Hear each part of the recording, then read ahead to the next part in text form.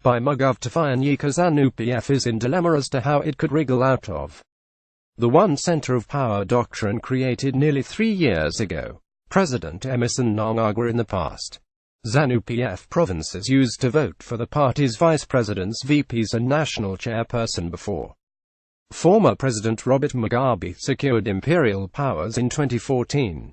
At its Congress 3 years ago, the party inserted a clause in its constitution to allow the 93-year-old despot to handpick his top lieutenants. The clause made it easy for Mugabe to get rid of former Vice President Joyce Mujuru, who had become too influential in ZANU-PF.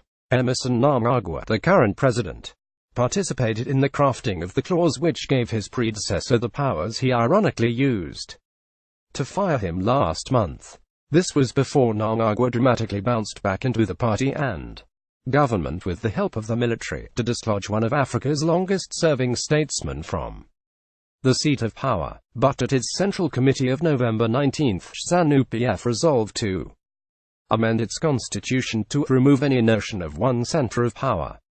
A few weeks after its supreme lawmaking organ sat in Harare to show a radical departure from the old order, the party now appears split in two minds over the idea. ZANU-PF Secretary for Information and Publicity, Simon Kayamoyo, told the Daily News recently that Mnangagwa will have the discretion to appoint VPs and the national chairperson, which goes against the spirit of discarding the one center of power principle. Political analyst canvassed by the Daily News said it was highly unlikely that Mnangagwa would be comfortable with a radical departure from the old order. University of Zimbabwe political science lecturer Eldred Masanungia said what happened leading to Mugabe's resignation was a leadership change as opposed to a regime change. Such change does not necessarily mean a change in the rules of the game, so it will be difficult to do away with the one center of power and allow Mnangagwa's deputies to be democratically elected, said Masanungia.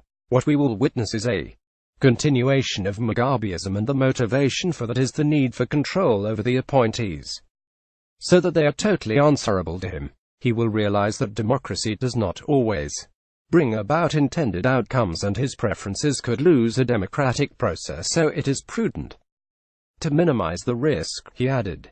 United Kingdom-based constitutional law expert Alex Magesa said the only way ZANU-PF can discard the one center of power principle was through changing the ruling party constitution. Why should the party impose someone that a leader can't work with?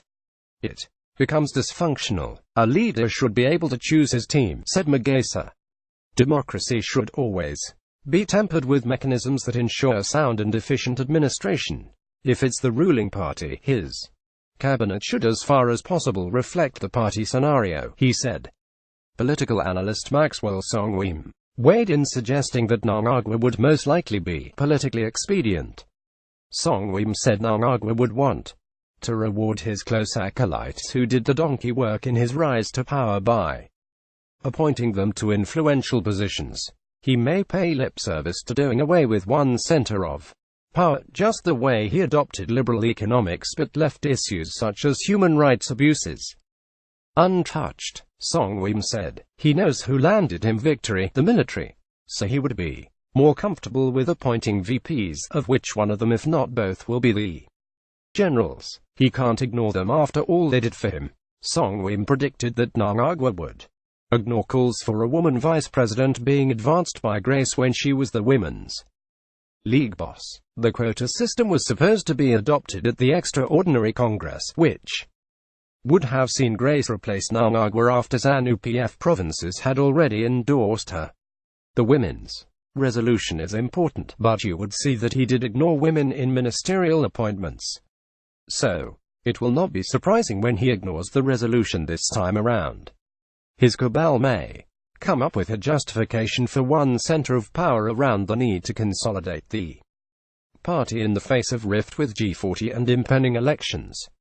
So the Congress might just be used to give his position as ZANU-PF secretary legitimacy by endorsing him at the Congress. Daily News.